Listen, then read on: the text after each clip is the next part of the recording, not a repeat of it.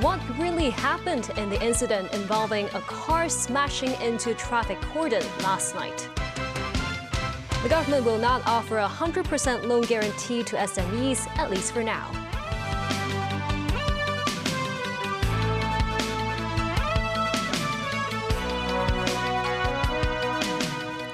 Good evening and thank you for joining us.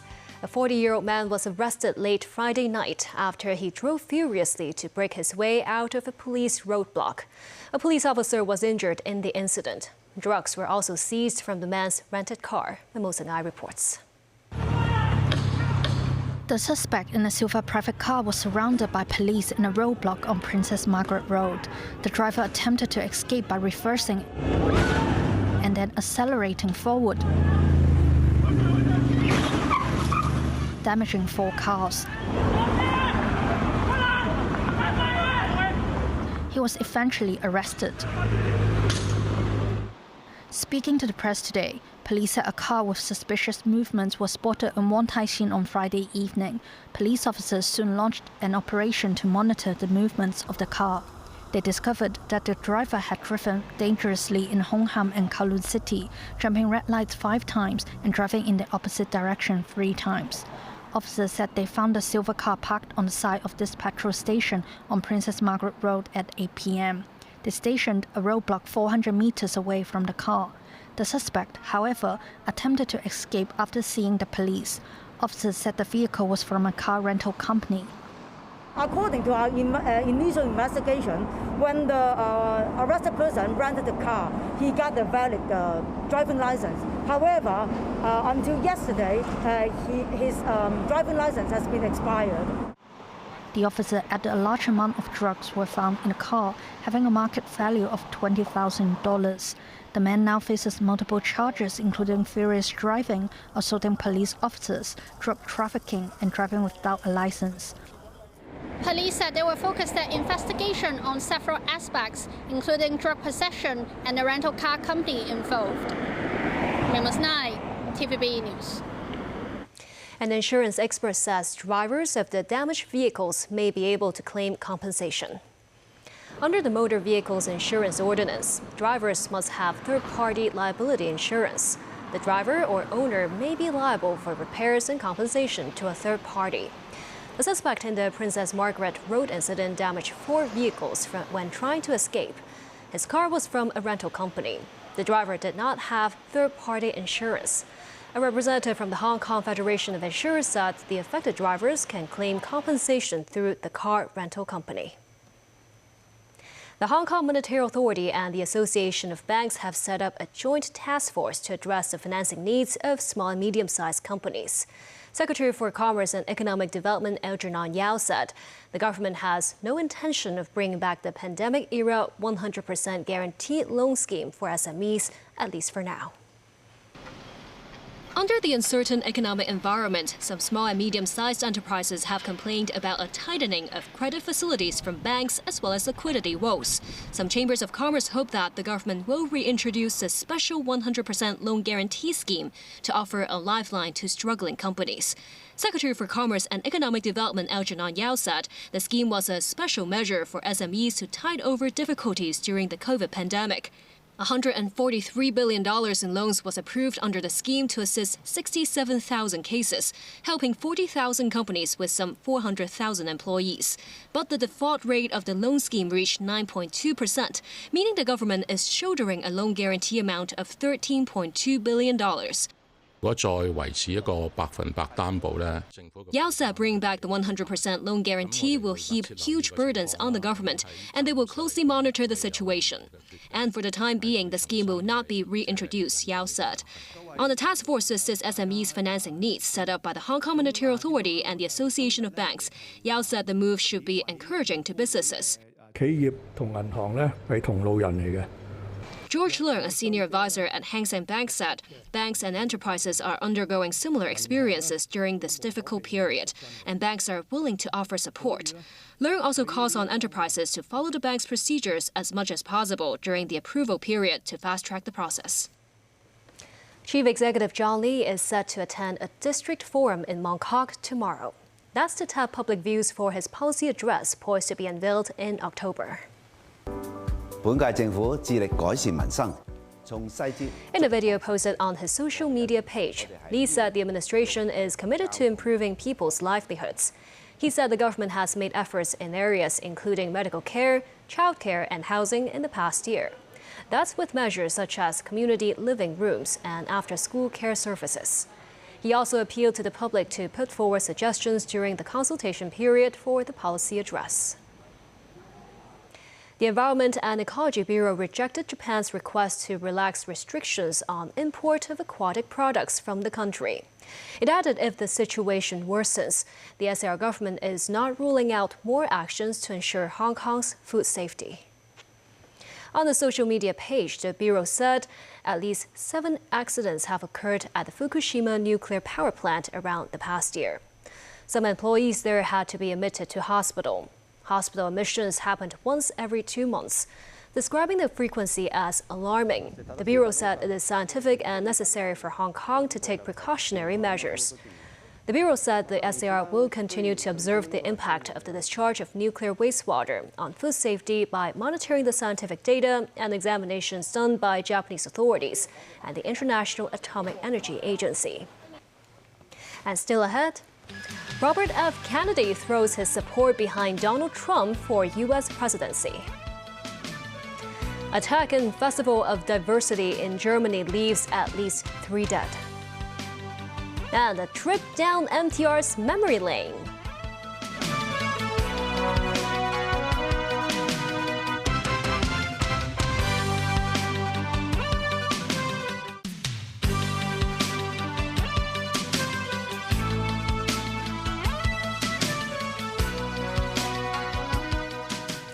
Welcome back.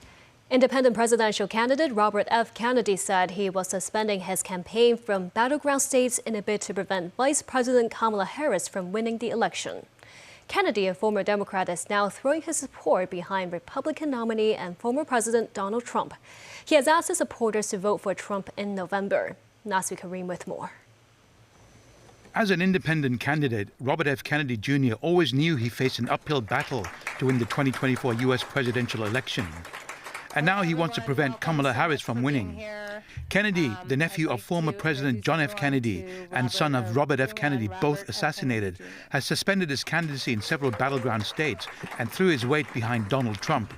Many months ago, I promised the American people that I would withdraw from the race if I became a spoiler. A spoiler is someone who will alter the outcome of the election but has no chance of winning. Furthermore, our polling consistently showed that by staying on the ballot in the battleground states, I would likely hand the election over to the Democrats with whom I disagree on the most existential issues: censorship, war, and chronic disease. And these are the principal causes that persuaded me to leave the Democratic Party and run as an independent, and now to throw my support to President Trump. He is a great person. I've known him for so long. For the past 16 months, Robert F. Kennedy Jr.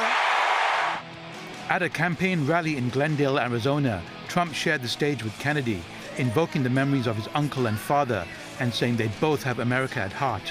When you stand up, you bring on some trouble for yourself, but you have to do what's right. You have to do what's right for the country. I will tell you, we are both in this to do what's right for the country. That's one thing I can tell you.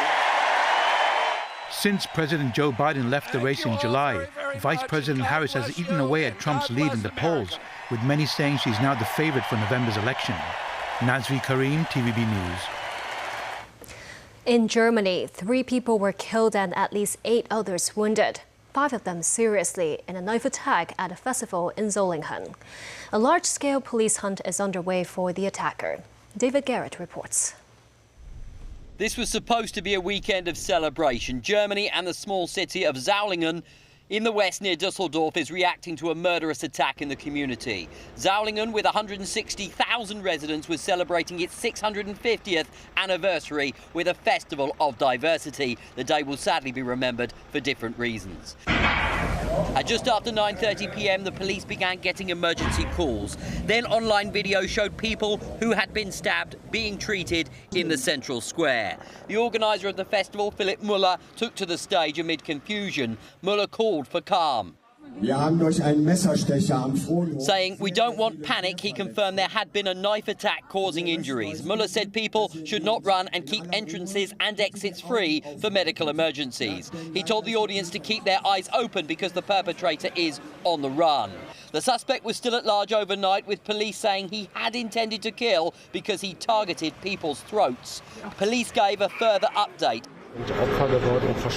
The spokesman said casualty numbers could increase through the night as more information comes to light. Victims and witnesses are being questioned. Police could not give an apparent motive.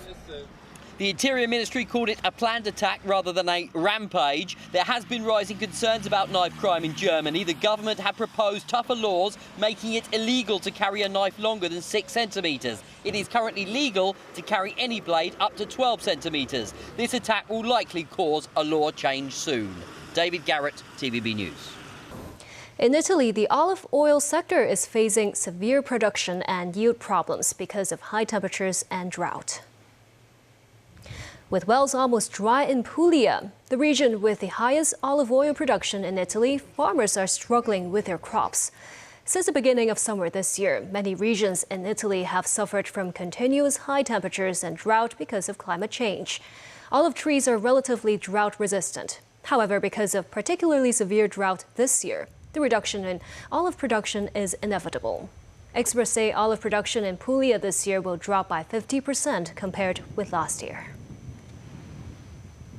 In Laos, there are businesses catering to South Korean tourists as many flock to the country's lush fairways and greens to play golf at a fraction of the cost back home. Some even choose to put down roots in the country. Sakura Ip has talked to some Koreans in Vientiane, Laos. For golfers, Laos is their paradise. A full 18-hole round costs about 300 Hong Kong dollars, merely 30% of what it costs in South Korea. This has prompted a steady flow of Korean visitors to Laos. Seeing the demand, this Korean travel agency set up an office in Vientiane 6 years ago and has partnered with local golf courses. According to the agency's owner, around 200,000 South Koreans visit Laos for golf every year.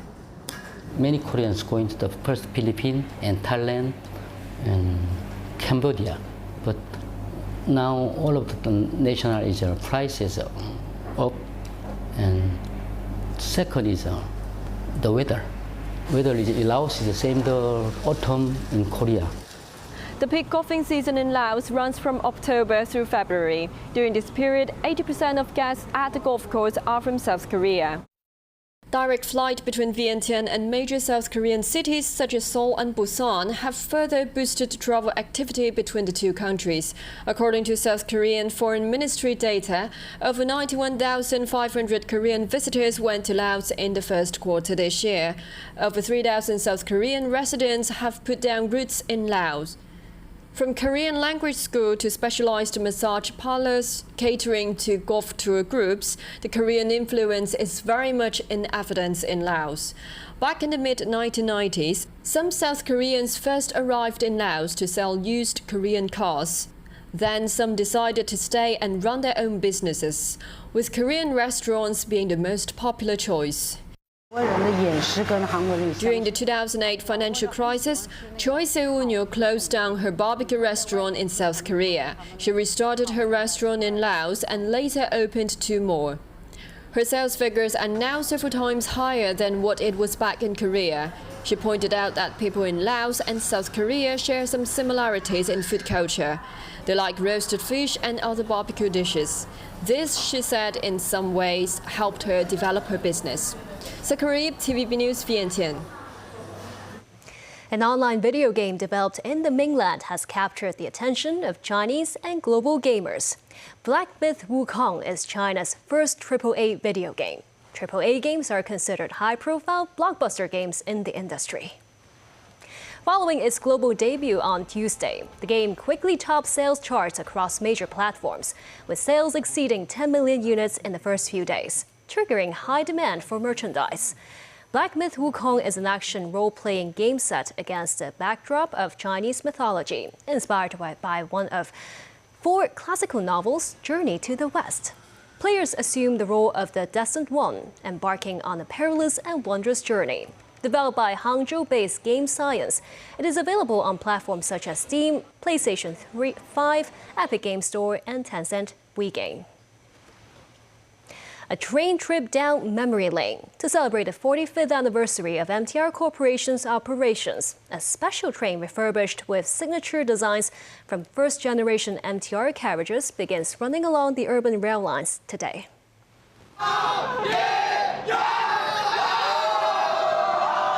Hong Kong's rail enthusiasts dashing to board the special train at Choi Hung Station this morning. Excitement filled the air. The replica models after first-generation train carriages phased out in 2001. Featuring classic orange-yellow ceilings and warm, nostalgic lighting, the carriage also comes with the iconic ball-shaped strap hangers. After being displayed for around an hour at the station, the train hit the tracks. It will run along selected urban lines until the end of the year. Some parents brought along their children to reminisce. Also reminiscing is this former MTR engineer who witnessed the inaugural launch of MTR. This man boarded this special train, but also boarded the very first MTR ride with his dad way back in 1979. Some citizens also noted improvement could be made in modern MTR carriages, including temperature control, as it's not cool enough in summer, but also stuffy in winter. And that's the news. Thank you for watching.